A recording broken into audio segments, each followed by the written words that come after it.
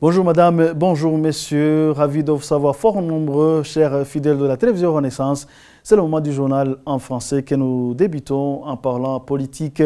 Plusieurs événements ont été organisés le mois d'août dernier par le pouvoir du CNDD-FDD pour endormir la population burundaise selon le dernier rapport du réseau des citoyens Probe Gervais et Nibigira, vice-président de ce réseau, affirme que le rapport se focalise essentiellement sur les grands moments instaurés par le pouvoir du CNDD-FDD comme la fête communale, les croisades de prières organisées par le pouvoir et la journée dédiée aux Imbonerakure Coulé. Je propose de le suivre. Nous avons trouvé que la fête dédiée à la commune, au lieu d'être une fête pour évaluer et voir les défis de la commune, ça a été une fête de propagande, aussi une fête de prononcer des discours qui montrent qu'aujourd'hui, le problème n'est pas pour les Burundais, mais c'est un problème qui est venu d'ailleurs.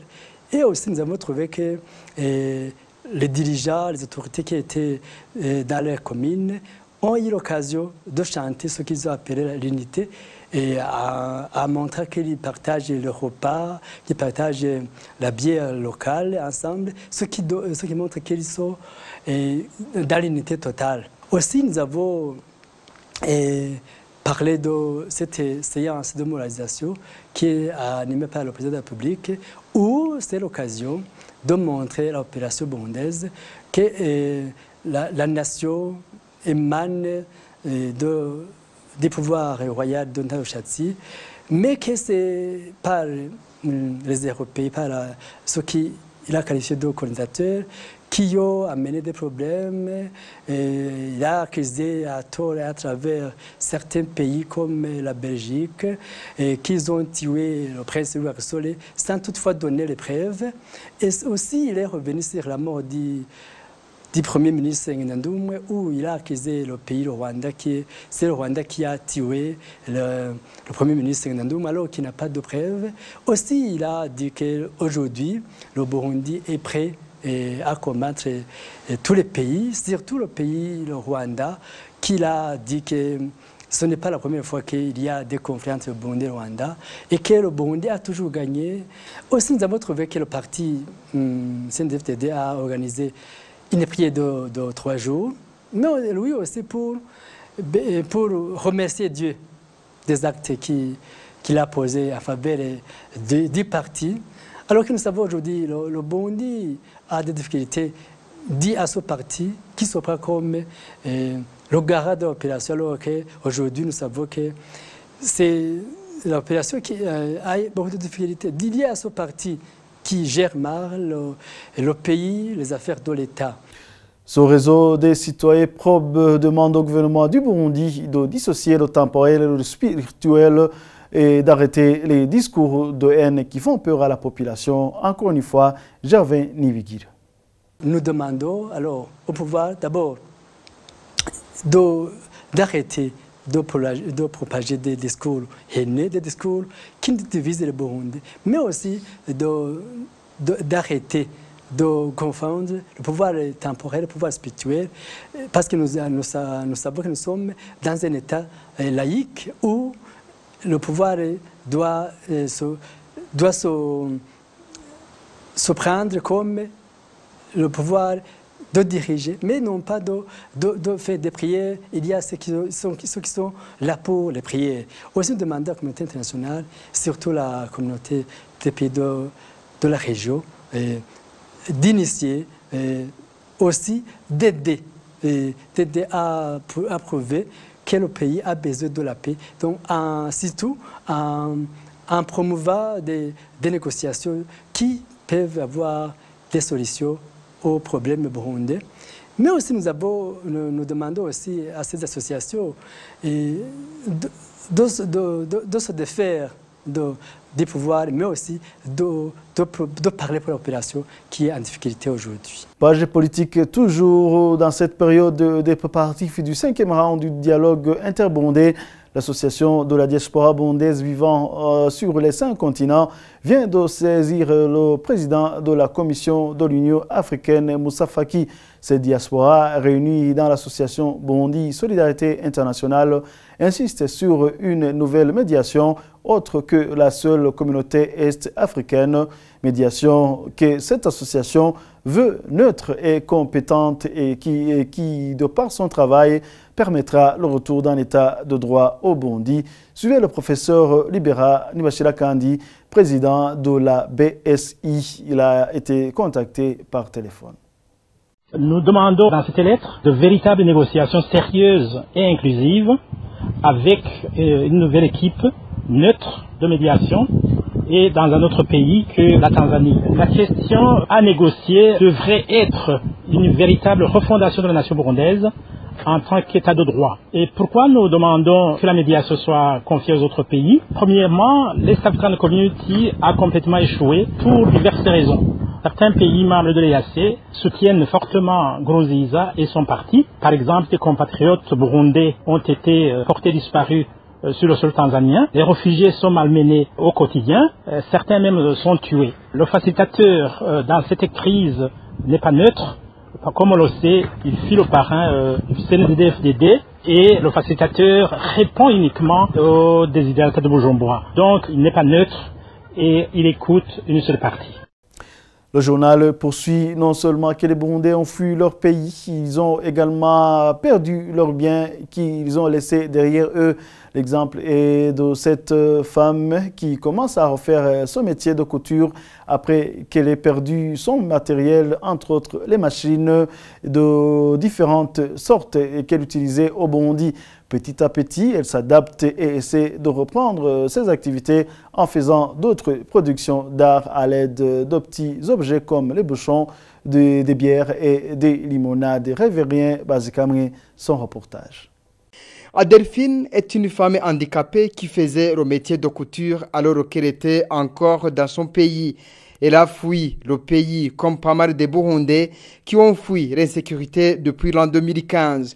Elle a toujours pensé à son matériel professionnel comme si elle pouvait l'amener pour continuer son travail. Hélas, elle a appris qu'on l'a volé après 6 mois. C'était en tout 12 machines à coudre de différentes sortes.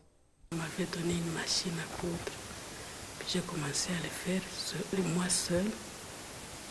Après, je me suis demandé si j'allais chercher des filles que je peux apprendre à coudre. Elles peuvent m'aider. Parce que moi aussi, je ne suis pas vraiment capable, je suis maladive. Alors j'ai eu 2 filles. Mais je leur avais dit d'amener leur machine. Puisque moi, j'avais eu. Elles sont venues avec leur machine. Je les ai appris. Pour le moment, vraiment, elle travaille bien. Elle sait vraiment coudre. Elle a par chance eu une machine que la maison Shalom lui a octroyée. À notre bienfaiteur, elle lui a prêté une salle où elle peut s'installer avec sa machine. Après 6 mois, je crois 6 mois comme ça, on m'avait appris qu'on a tout volé. On avait tout volé, les machines, les tissus. Même les uniformes qu'on faisait là-bas. J'avais 12 machines. Il y avait une machine qu'on appelle machine Cornélie, comme ça, elle fait des broderies et d'autres ordinaires. À partir de cette maison, elle a pensé à autre chose, comme le travail d'art, de la fabrication des sous-verres, des sous-plats, des sacs à main, à l'aide des bouchons de bière et des limonades. Après le séchage, on coupe un petit morceau de ce tissu. Nous prenons ces couvercles, nous les mettons dedans et nous cousons. Et ça devient comme ça. Et on fabrique plusieurs petits morceaux.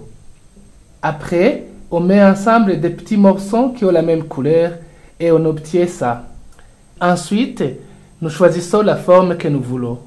Nous pouvons utiliser cette forme ou celle-ci. Ces pièces de petite taille sont utilisées à table comme support pour les assiettes.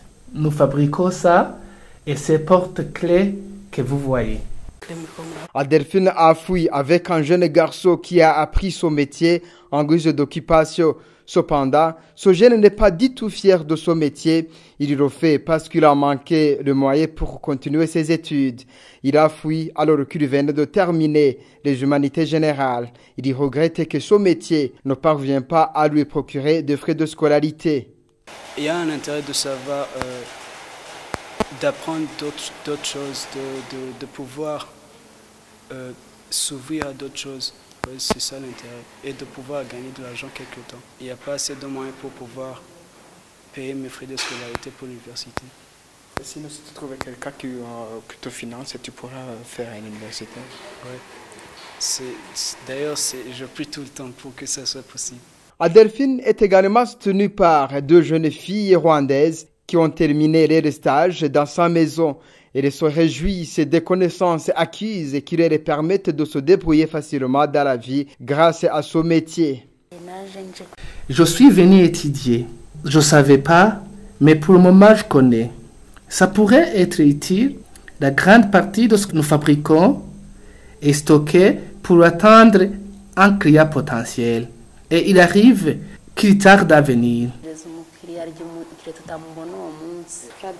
Notre travail est de coudre et aussi de fabriquer d'autres objets d'art. J'ai eu l'idée de venir étudier et je trouvais cette généreuse maman. J'ai étudié et j'ai réussi. Le manque de clients est le grand souci de cette petite entreprise d'Adelphine. Ils produisent beaucoup, mais ils n'ont pas où ou à qui vendre les produits. En plus de ces travaux d'art, ils fabriquent également du savon liquide dans le but de faire face à la nouvelle vie dure en attendant que les choses changent.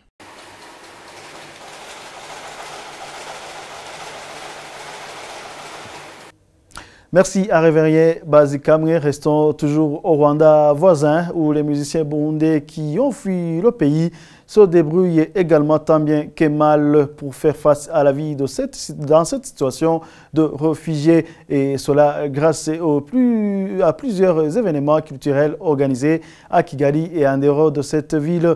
Pour ces artistes, les Burundais devraient s'asseoir ensemble pour trouver solution à la crise burundaise afin que les réfugiés burundais puissent retourner au pays. Théophile Hakizimana a rencontré le groupe Tchea Band de ces Burundais. Son reportage.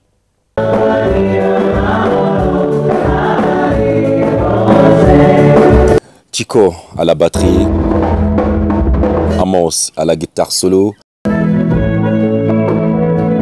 Roméo à la guitare basse, Claude au piano. Ce sont eux qui ont créé le groupe Tchea Jazz Live Band. Olga et Greta ont intégré le groupe après.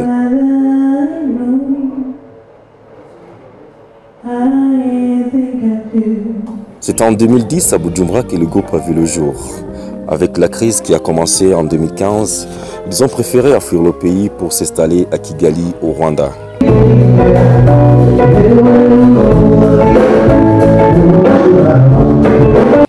Pour Chico, l'un des membres du groupe, il est difficile de travailler en exil. Ce que je peux dire, quand on change de milieu, c'est pas facile de s'adapter. Nous sommes venus et nous avons commencé de travailler. Comme on n'était pas nouveau dans le domaine, ça n'a pas pris beaucoup de jours.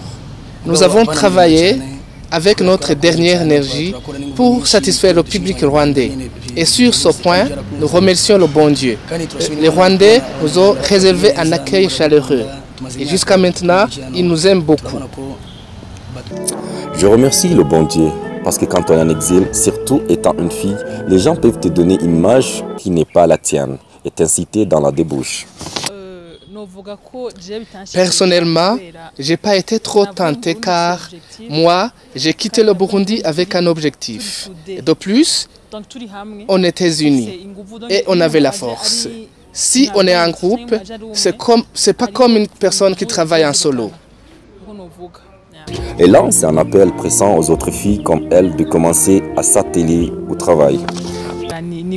Il faut travailler au lieu de s'asseoir et commander. Il n'y a pas d'autre solution miracle. Pour eux, le problème qui se trouve au Burundi nécessite que les Burundais se mettent ensemble et trouvent une solution. Je ne vois pas de solution à la crise qui est au Burundi. Ça a trop duré. Il faut prier pour que les protagonistes se mettent ensemble et dialoguent. Et comme ça, la paix peut revenir. Et surtout, il faut prier pour que le Seigneur nous aide à ça. Notre esprit reste au Burundi. Notre karaoké et nos chansons sont en grande partie composées par des chansons burundaises. C'est pour montrer que, même si on a quitté le pays, nous n'oublions pas notre mère patrie. Le groupe Chair Jazz Live Band prévoit dans le futur proche sortir son premier album.